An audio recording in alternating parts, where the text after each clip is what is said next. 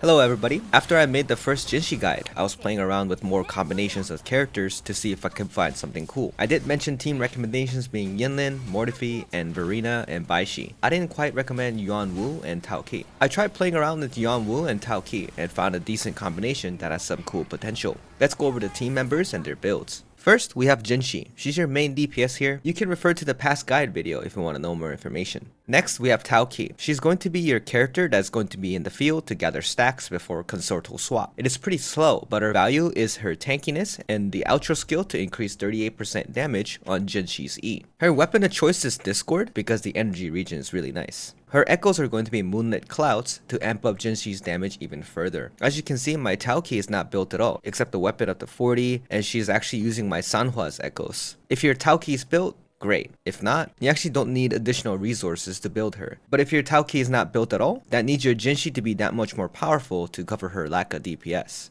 Her combination of attacks will be 3 autos to E, to quick swap, and using R liberation whenever possible. Her job is to build concerto meter ASAP for Jinhsi to be introed in.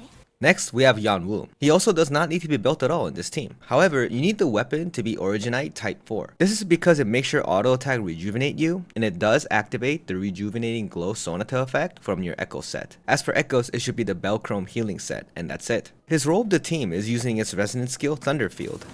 This lasts 12 seconds and has a short cooldown. Make sure to not use your R skill by accident when the totem is up because he destroys it. The combo of his attacks will be auto and E, or E and auto, and also mixing in Q for Belchrome buffs. The reason why auto is important is because you need to activate the rejuvenating glow to give attack buffs to your whole party. And after that, Yuanwu is often just quick swap right away into Taoqi to build her concerto energy. When you get used to it, you'll see yourself quick swapping during Taoqi's long animations to refresh the lightning totem back and forth. This is the key to make this team shine and the fun mechanical part of this team. The biggest value of this team is low cost. Yuanwu doesn't really need anything beyond 40 because he's just a walking totem buffer, and Taoqi has an option to be raised to increase the team's DPS a little more, but she can also be just a level 40 to build a concerto energy for Jinhsi. If you think about it, this game may need even more teams in the future, and currently Yinlin and Verena are such good value teammates. That could also be somewhere else. Yinlin could be in Calchero's lightning team, Encore is also pretty good with Yinlin, and Yinlin could also be main DPS too, and Verena is just needed everywhere.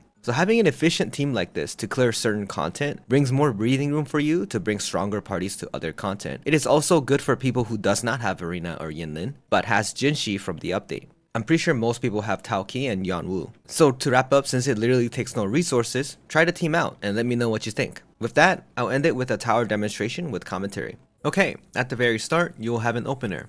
Yuanyu's R is not necessary, but feel free to use it. Then EQ auto. Next, swap to Taoqi and use E and R immediately. You can squeeze an auto attack in for more meter gains before quick swapping to Jinhsi. I use Jinhsi's Q and R first, then proceed to combo regularly.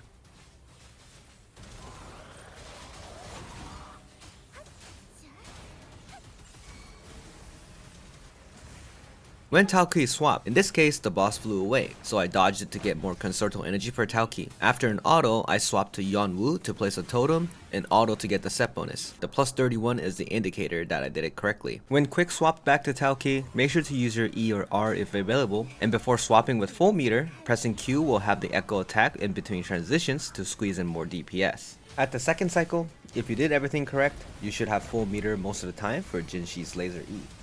You're always swapping to Taoqi after laser E. The auto right after the intro attack is a slow 3-slash combo. Make sure to quick swap to delay cancel the third hit with Yuanwu. It will be placing a totem and auto again. The quick swap auto does count on the rejuvenate buff, but just in case if you miss it, you can auto again right after the totem. And when bosses run away, Yuanwu's punches are much faster gap closer, and you also need to make sure to replace the totem to relocate the lightning zone. So feel free to quick swap as many times as you can.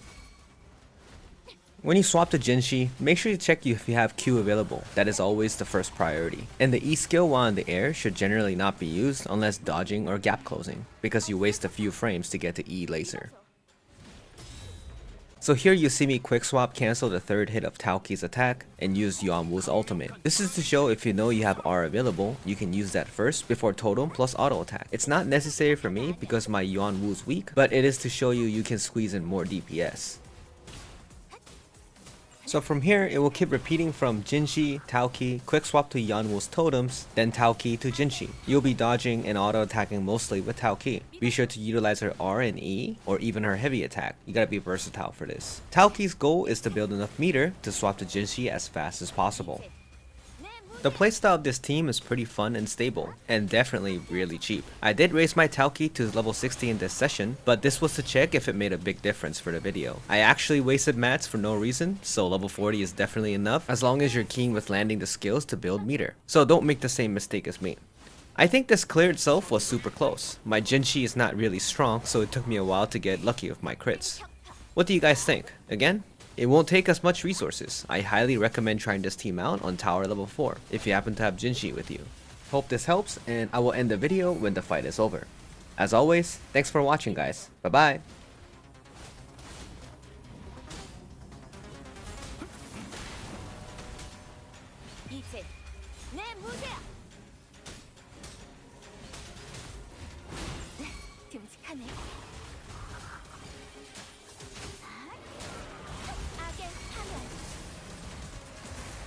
모든 악을 없애소서.